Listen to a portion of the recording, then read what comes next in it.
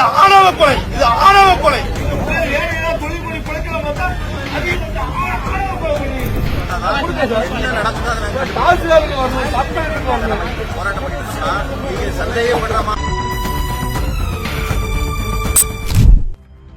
நெல்லையில் மாற்று சாதி பெண்ணை காதலித்ததால் வெட்டி கொல்லப்பட்ட கவினுக்கு ஆதரவாக அவர் சார்ந்த சாதி மட்டுமல்லாமல் நடுநிலையாளர்களும் குரல் கொடுத்தனர்.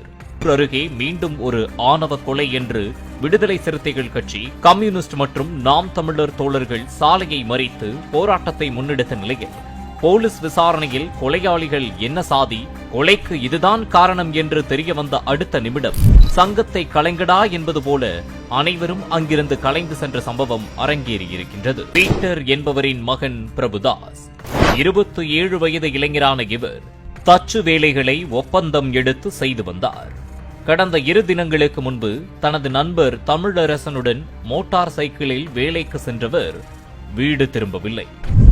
நக்கநேரி கோழியன்குளம் சாலையோரத்தில் பிரபுதாஸ் கழுத்து அறுக்கப்பட்ட நிலையில் சடலமாக கிடந்தார். அவருடன் சென்ற தமிழரசன் மயக்க நிலையில் மீட்கப்பட்டார்.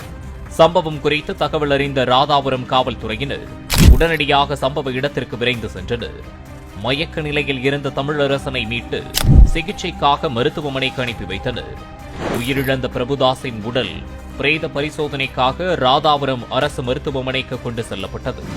முதற்கட்ட விசாரணையில் இது சாலை விபத்தாக இருக்கலாம் என கருதப்பட்ட நிலையில் சுய நினைவு திரும்பிய தமிழரசன் கொடுத்த வாக்குமூலத்தின் அடிப்படையில் பிரபுதாஸ் மர்ம கும்பலால் வெட்டி கொலை செய்யப்பட்டதை போலீசார் உறுதி செய்தனர்.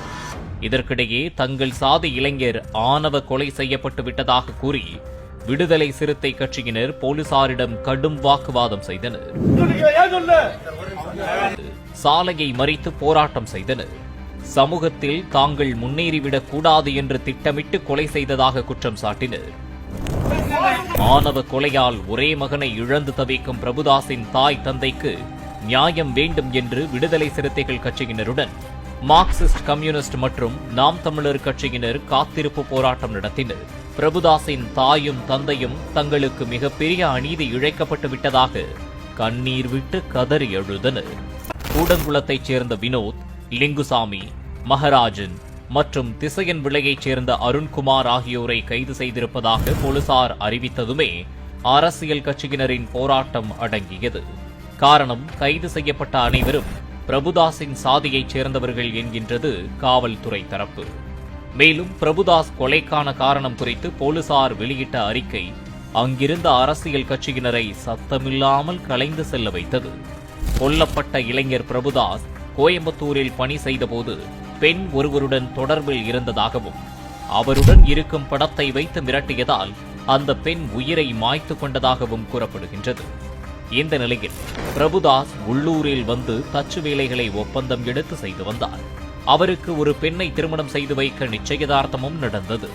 தங்கள் வீட்டு பெண்ணின் சாவுக்கு காரணமாக இருந்துவிட்டு எப்படி வேறு ஒரு பெண்ணை திருமணம் செய்து கொள்ளலாம் என்ற ஆத்திரத்தில் அந்த பெண்ணின் உறவினர் தூண்டுதலின் பேரில் தச்சு தொழில் செய்யும் 4 பேர் சேர்ந்து பிரபுதாஸை தீர்த்து கட்டியிருப்பதாக போலீசார் தெரிவித்தனர்.